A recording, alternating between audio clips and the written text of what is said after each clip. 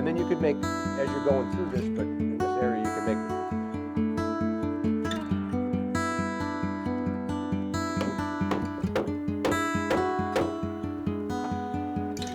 I'm cutting out a little bit of this deck beam so that we have clearance for our bolt for the cleat here. This is all going to be backed up by G10, so we need to create a little area for that G10 to land. This area of the boat down beneath the companionway ladder is still kind of a work in progress. We're going to make this into a bit of a crew common area, so we're thinking probably a settee along this bulkhead here. We're trying to figure out a good way to put a table in here for crew mess. There will be a bunk up here as soon as we get the water heater squared away, which lives in this corner back here. But as soon as we do that, we can build that out, bunk on top, and then another settee so that they're facing each other across a table. That's the plan so far. Things tend to change as we mock things up, and it tends to change pretty quickly around here. So, you know, be prepared for none of that to actually happen. But this being such a critical junction in the boat, where the deck meets the topside planking, there's a great deal of thought and care that goes into this joint. So you'll see actually that there's a beam shelf, and then the deck beams sit on the beam shelf, and then there's open space. That's by design. That's called an air strake. And what that does is that allows for air circulation. So the real enemy of wooden boats is various types of molds and fungus and whatnot, and they need three things to survive. They need a certain amount of moisture, they need a certain amount of calm air, and they need a certain amount of heat. So if you can take one of those things away, you can really slow down the growth of, or eliminate it altogether, of molds and funguses, and which lead to rot. So with the air strake, what we're trying to do is we're trying to promote air circulation around the beam shelf, around the frame heads, under the deck, and because of the camber of the deck above, the majority of the fresh water is going to end up in that area anyway. So we want to try and get rid of it as expeditiously as we can.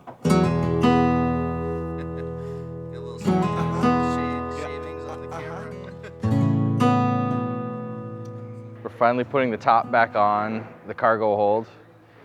We've gotten everything inside the boat, the gyro, the water tanks, the fuel tanks, the engines are in there. Yeah, the doghouse top is going to be made of 2 layers of 1/2-inch plywood. In the middle of the 2 layers of plywood, there's going to be a T-nut, which will bolt down. We'll send a large bolt through the doghouse and bolt down the doghouse top.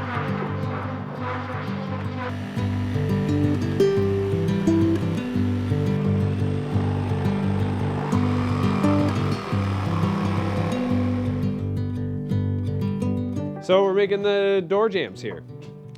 This door jamb is in place.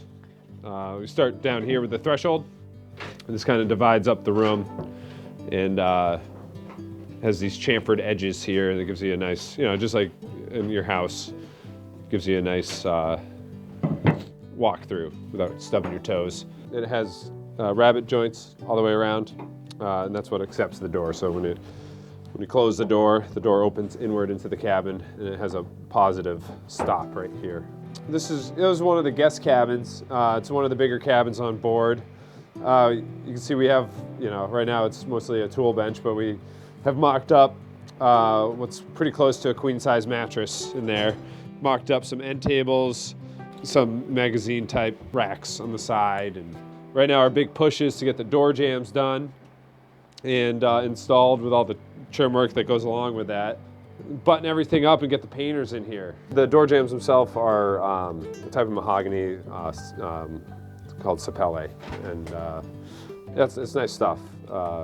Clark Poston sourced this stuff, and he did a good job. It's a nice grain. It's going to be has chatoyancy. It's going to pop once it's finished. Idea is to get the door jambs in with all the trim that go around them. We have all the furniture mock-ups already, and then we move out, and the finishers move in. We take our mock-ups and we build furniture. I feel like a lot of shipwrights strive to do finish work where they can, show off their skills, and building furniture is one of the cooler jobs that you get to do. And it's rare. Normally you're stuck in some hole somewhere building something no one will ever see. Building furniture is, it's front row center. It's eye-catching, and so you usually try to do your best work with something like that.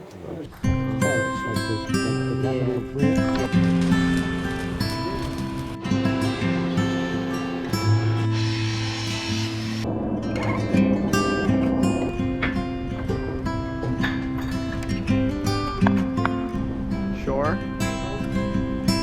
You want to get a square?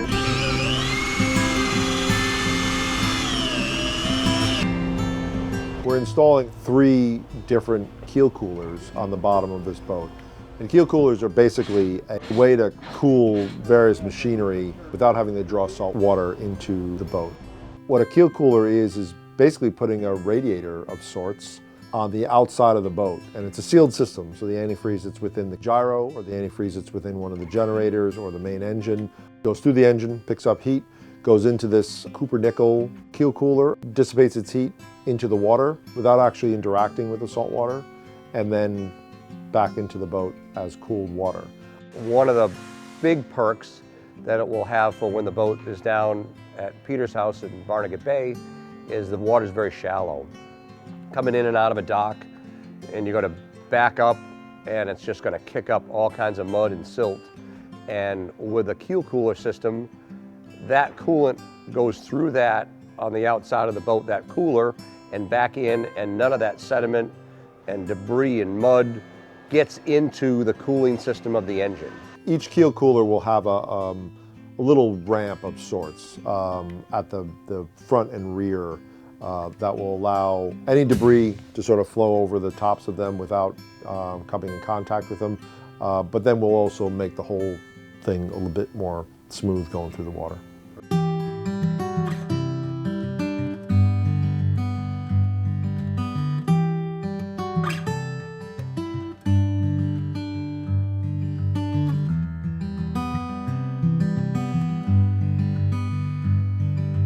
I'm just making a mock-up pattern of, we're going to make a stern deck box / seat, mostly to hide the air intakes for the engine room. The seat here, what we're hiding, there are these standpipes back here. These are 12-inch pieces of fiberglass tube that just go straight down into the lazarette. And there'll be fans mounted to those, and that'll suck fresh air down into the engine room. Sealed up. I can't get distracted. Dan's waiting on me. Here I go. Well, again, as long as this is fair here, Yep. and then the back, fits the old boat, that's the way it's got to be.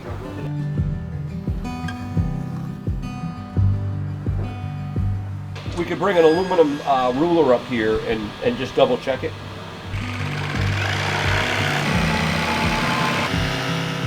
This is 2 legs.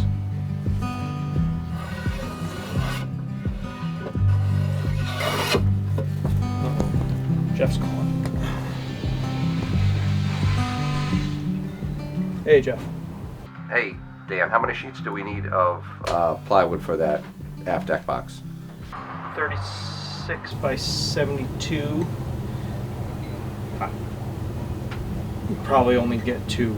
So if we make that deck box out of the FRP, we could laminate 2 layers of quarter together for the front and the back, and then we could just buy 1/2-inch material for the sides. Yeah, I mean, I would much rather make it all out of wood. I'm a woodworker. Yep, I know you'd rather make it out of wood. You're a woodworker, yes. We're just trying to make it as rot resistant as possible. That's all going to get painted.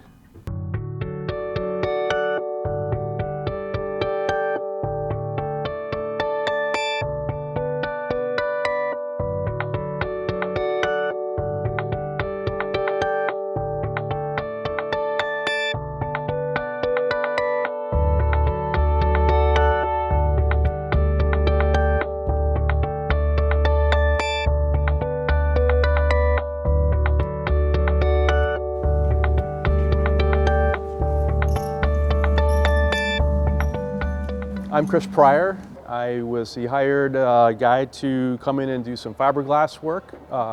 Been on and off over the years doing work with Macmillan boats to help out with any composite work that needs to be done. We're using a product called 1808, which is a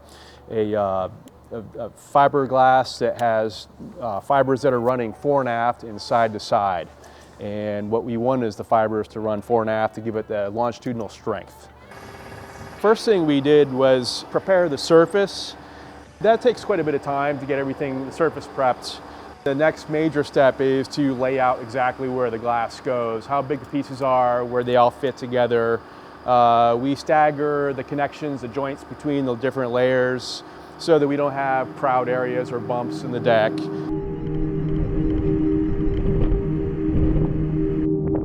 So one of the reasons why it's taking a couple of weeks to do this is the drying times, and with the colder temperatures, it's just really difficult to get things to cure long enough or hard enough so that you can walk on. Yeah. But it's we're in a tent. We're not used to working in February in a tent with no heat. Most of the time we're in a building. Yeah.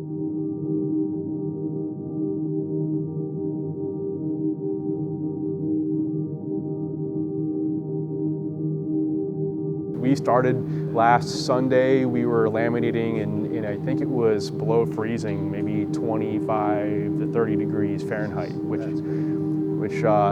is very cold for this. We're applying 3 layers of this 1808 fabric, so we have quite a bit of material on here. It's a lot heavier than what we would normally apply. But for structural purposes, it needs to be pretty heavy duty here.